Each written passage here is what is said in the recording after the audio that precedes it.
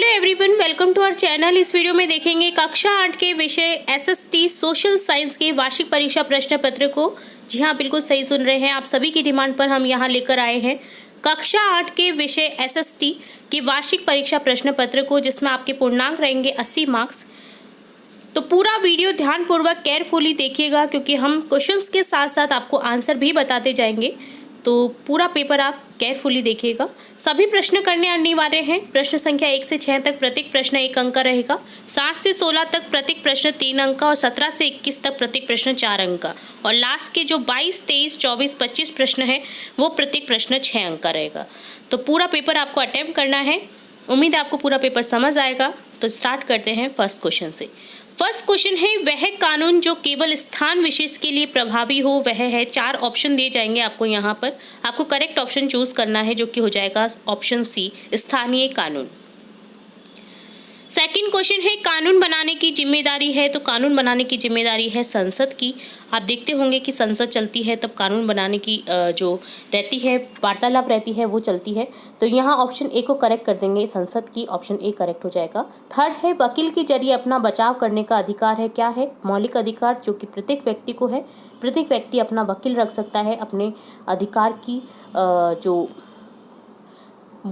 वार्तालाप है वो वकील के द्वारा करवा सकता है। ठीक है। फोर्थ क्वेश्चन है, प्रथम सूचना रिपोर्ट अथवा प्राथमिकी को संक्षेप में कहते हैं। क्या कहते हैं? एफआईआर। ठीक है, फर्स्ट इंफॉर्मेशन रिपोर्ट। ठीक है, ऑप्शन डी करेक्ट हो जाएगा। फिफ्थ है, गुलामगिरी के लेखक हैं। तो आंसर लिखेंगे ऑप्शन ए, फुले। सिक्स्थ है, नील का पौधा मुख्य रूप से किस कटिबंध में उगता है? तो यहाँ आंसर हो जाएगा आपका सी, उष्ण कटिबंध क्षेत्र में। अब देखेंगे अति लघुत्रात्मक प्रश्न। 7th क्वेश्चन है, अंग्रेज अपने दस्तावेजों को किस प्रकार से संभाल कर रखते थे? तो यहाँ आंसर देखेंगे हम, अंग्रेज अपने दस्तावेजों को अभिलेखागार और संग्रहालय में संभाल कर रखते थे। 8th प्रश्न है, 8वां प्रश्न, हाशियाकरण किसे कहते हैं? तो यहाँ आंसर लिखेंगे, हाशियाकरण शब्द से आशय है कि वह समुदाय जो समाज की मुख्य धारा से अलग कर किनारे या हाशिए पर धकेल दिया हो, ऐसा समुदाय समाज के केंद्र में नहीं होता है। नेक्स्ट क्वेश्चन है, अफ्रीका में कौन कौन से खनिज पाए जाते हैं? तो यहाँ आंसर लिखेंगे, अफ्रीका में हीरा, सोना, प्लेटिनम सबसे अधिक मात्रा में पाए जाते हैं। इसके अलावा यहाँ तांबा, लोह अयस्क, क्रोमियम, यूरेनियम, कोबाल्ट, बॉक्साइट और खनिज तेल भी पाए जाते हैं। नेक्स्ट क्वेश्चन है आपका 10th क्वेश्चन, 10वां प्रश्न है, मल्च कैसे और क्यों बनाते हैं? तो यहाँ आंसर देखेंगे, मल्च विधि के अंतर्गत पौधों के बीच अनावृत भूमि जैव पदार्थ जैसे प्रवाल से ढक दी जाती है। इस विधि से मृदा की आर्द्रता रुकी रहती है। यह मृदा निम्नीकरण रोकने व मृदा संरक्षण का उपाय है। 11वां प्रश्न है आपका, बंगाल विभाजन के पीछे क्या उद्देश्य है? तो यहाँ आंसर लिखेंगे, बंगाल विभाजन के पीछे प्रमुख उद्देश्य बंगाल की राष्ट्रीय एकता को नष्ट कर हिंदुओं और मुसलमानों में फूट डालना था, ताकि बंगाल की संगठित राजनीतिक भावना समाप्त हो जाए। 12वां प्रश्न है, खनिजों का संरक्षण किस प्रकार किया जा सकता है? तो यहाँ आंसर लिखेंगे, खनिज संसाधनों को सुनियोजित एवं सतत पोषणीय ढंग से प्रयोग करके धातु के पुनः चक्रण द्वारा तथा खनिजों के निर्यात में कमी करके खनिज का संरक्षण कर सकते हैं। 13वां प्रश्न है, भारतीय धर्मनिरपेक्षता क्या है? तो यहाँ आंसर लिखेंगे, भारतीय धर्मनिरपेक्षता जो है, भारतीय संविधान में कहा गया है कि भारतीय राज्य धर्मनिरपेक्ष होगा। भारत के संविधान के अनुसार केवल धर्मनिरपेक्ष राज्य ही निम्नलिखित बातों का ध्यान रख सकता है, ख्याल रख सकता है। कोई एक धार्मिक समुदाय किसी दूसरे धार्मिक समुदाय को नहीं दबाए, कुछ लोग अपने ही धर्म के लोगों को न दबाए, राज्य न तो किसी खास धर्म को थोपेगा और न ही लोगों की धार्मिक स्वतंत्रता छीनेगा।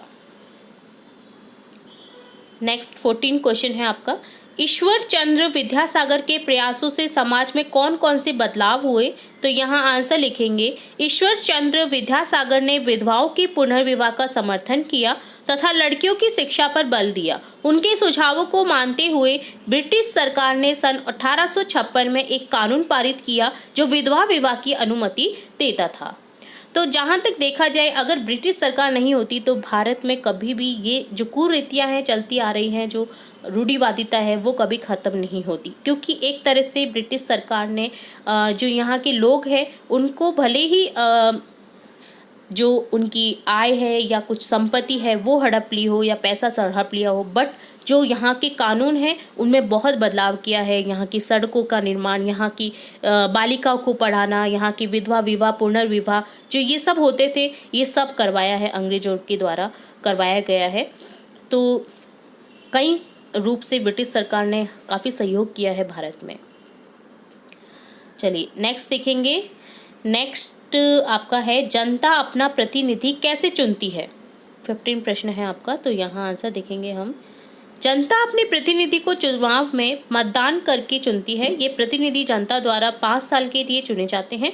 ये अपने कार्यों के लिए जनता के प्रति उत्तरदायी होते हैं। यदि जनता को इनका कार्य पसंद नहीं आता है तो वे अगले चुनाव में उस प्रतिनिधि को नहीं चुनती है। ऑब्वियसली हमें जब प्रतिनिधि हमारे लिए कोई काम नहीं करता है तो हम उसे वोट नहीं देते, 5 साल के बाद हम किसी दूसरे प्रतिनिधि को चुनते हैं। तो ये हमें अधिकार है, ठीक है। 16 क्वेश्चन है, बिरसा मुंडा आदिवासी समाज को किस प्रकार सुधारना चाहते थे? तो यहाँ आंसर देखेंगे, बिरसा मुंडा आदिवासी समाज की शराब छुड़वाना चाहते थे। बिरसा मुंडा चाहते थे कि आदिवासी लोग अपने गांव को साफ सुथरा रखें। वे चाहते थे कि आदिवासी अंधविश्वासों में विश्वास न रखें। तो आप जहाँ तक देख रहे हैं कि सभी प्रश्न आपकी जो पिछले आपके गृह कार्य हैं उनमें से ही लिए गए हैं। तो अगर आपने सारे गृह कार्य केयरफुली रीड किए हैं, हमारे द्वारा जो भी वीडियोस अपलोड किए गए हैं आपकी कक्षा से रिलेटेड, वो अगर आपने देखे हैं केयरफुली, तो मैं आपको गारंटी से बताती हूँ कि आपके एक भी प्रश्न आपकी उन वीडियो से बाहर नहीं आ सकता है। 90 to 95% आपको जो प्रश्न है आपको वो उन्हीं में से मिलेंगे, ठीक है।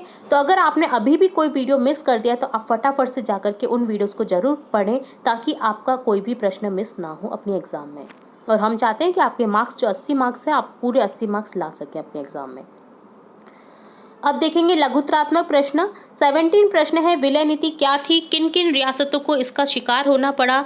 तो यहाँ आंसर लिखेंगे,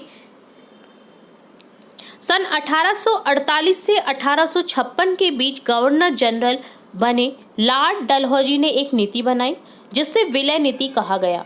इस नीति के अनुसार किसी शासक का पुरुष वारिस न होने पर, उसकी मृत्यु होने पर उसकी रियासत हड़प कर ली जाएगी, अर्थात वह रियासत कंपनी का हिस्सा बन जाएगी, जो ईस्ट इंडिया कंपनी थी।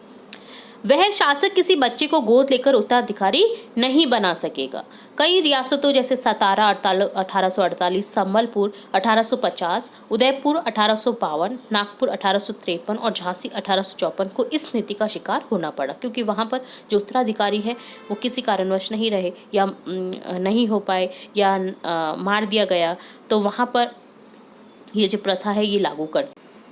इसी कारण से जो आपकी 1857 की क्रांति है वो भी हुई थी। एक कारण ये भी मेन था 1857 क्रांति का, ठीक है। तो इसके अलावा और भी बहुत से कारण थे, जैसे कारतूस में चर्बी लगी होनी और बहुत से कारण थे, तो एक कारण ये भी था, ठीक है।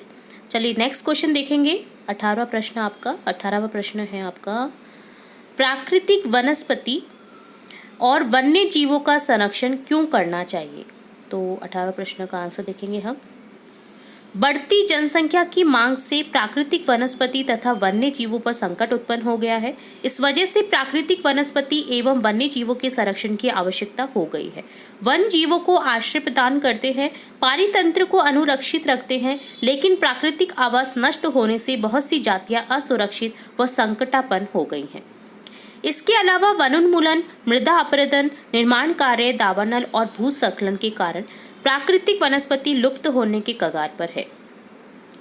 इसी प्रकार जंतुओं का अनाधिकार शिकार किया जा रहा है, जिससे कुछ जंतु जैसे चीता, शेर, हाथी, ब्लैक बक, मगरमच्छ, दरियाई घोड़ा, हिम तेंदुआ, शुतुरमुर्ग और मोर आदि खत्म होते जा रहे हैं। इस कारण प्राकृतिक और पर्यावरण संतुलन बिगड़ रहा है, इसलिए हमें प्राकृतिक वनस्पति तथा वन्य जीवों का संरक्षण करना चाहिए।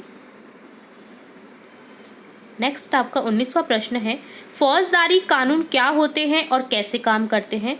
तो यहाँ आंसर लिखेंगे, फौजदारी कानून ये ऐसे व्यवहार या क्रियाओं से संबंधित है जिन्हें कानून में अपराध माना गया है, जैसे चोरी, हत्या, दहेज के लिए स्त्री को तंग करना आदि। इसमें सबसे पहले प्रथम सूचना रिपोर्ट यानी FIR दर्ज कराई जाती है। इसके बाद पुलिस अपराध की जांच करती है और अदालत में केस फाइल करती है। अगर व्यक्ति दोषी पाया जाता है तो उसे जेल भेजा जाता है व जुर्माना लगाया जाता है।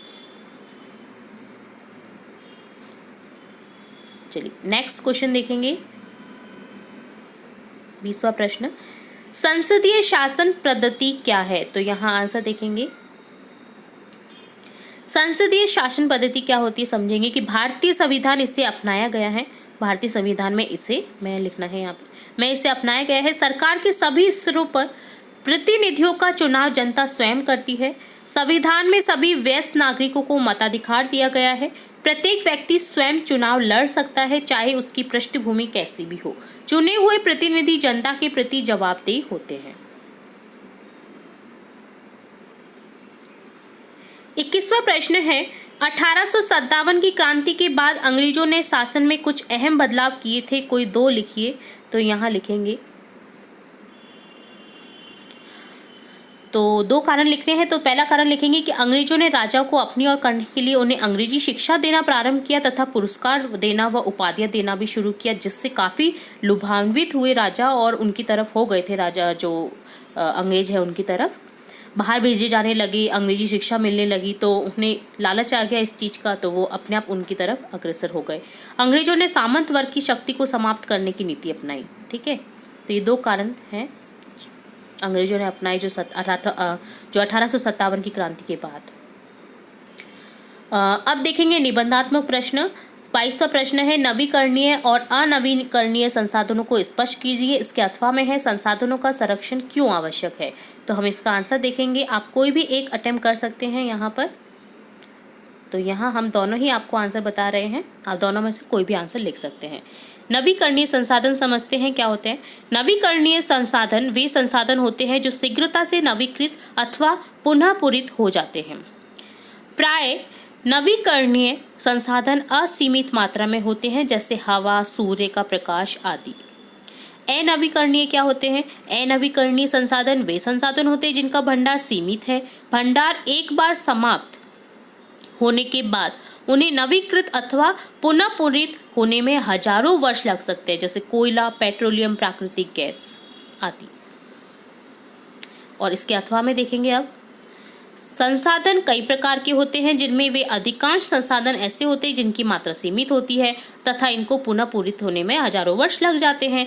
यदि विभिन्न संसाधनों का उपयोग अनावश्यक व अनुचित तरीके से किया जाए तो वे शीघ्र ही समाप्त हो जाएंगे तथा भावी पीढ़ी को उपलब्ध नहीं होंगे। उनके लिए अनेक समस्याएं उत्पन्न हो जाएंगी। उदाहरण, जल की कमी से जल संकट उत्पन्न हो गया है। अतः ऐसे संकटों से बचने के लिए संसाधनों का संरक्षण आवश्यक है।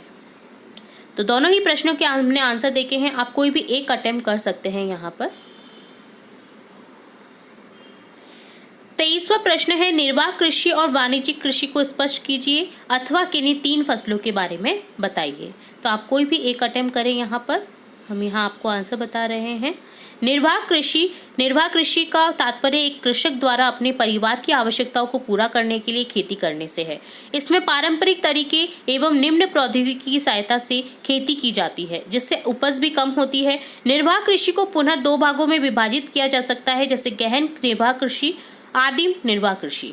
गहन निर्वाह कृषि क्या होती है? गहन निर्वाह कृषि में कृषक एक छोटे भूखंड पर साधारण औजार तथा अधिक श्रम के साथ खेती करता है। वह एक वर्ष में 1 से अधिक फसल उगाता है।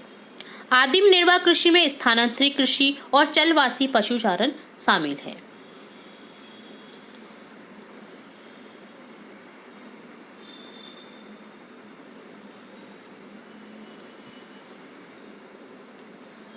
चौबीसवां प्रश्न है आपका, 1857 की क्रांति में राजस्थान के योगदान का वर्णन कीजिए।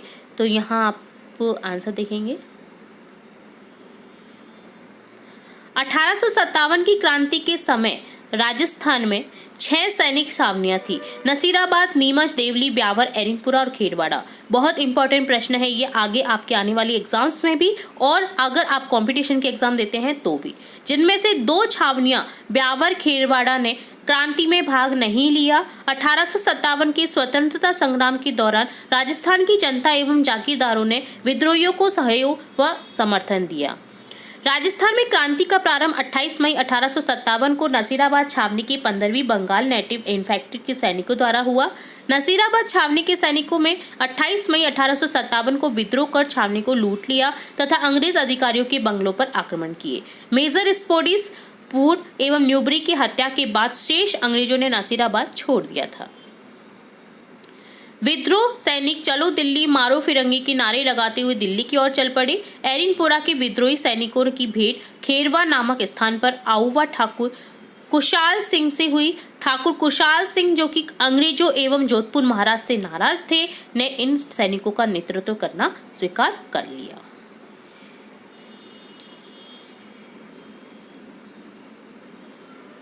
और लास्ट क्वेश्चन है आपका 25वां क्वेश्चन, 25वां प्रश्न है, राजस्थान में पर्यटन पर एक टिप्पणी कीजिए। तो यहाँ टिप्पणी लिखनी है हमें राजस्थान के पर्यटन पर। तो देखते हैं।